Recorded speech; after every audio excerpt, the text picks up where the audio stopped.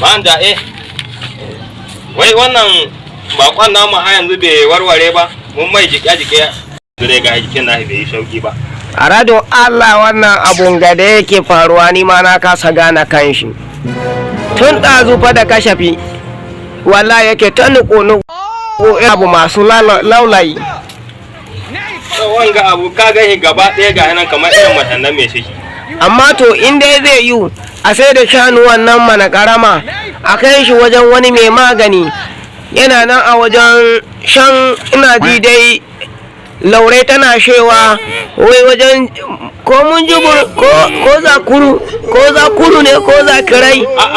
A radon Allah kuma na ji wannan mai magana. Ai ba sunan shi zakiri ba, garin shi ne zakirai.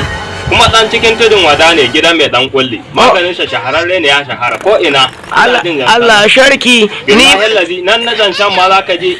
Na ji da gurare da dama, na je a dangagge, na je a azare, na je a karmami, na je a tarauni, kai hatan karama na ji wannan batun mai. Allah sharki ni ma a rado Allah na shi dan can nan amma ban mai da shi shiriyosh ba.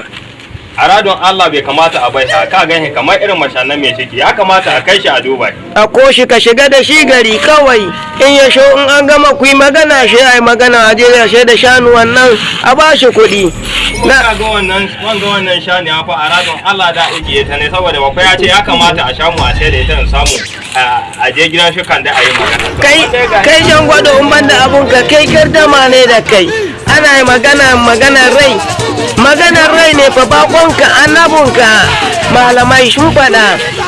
To, kai.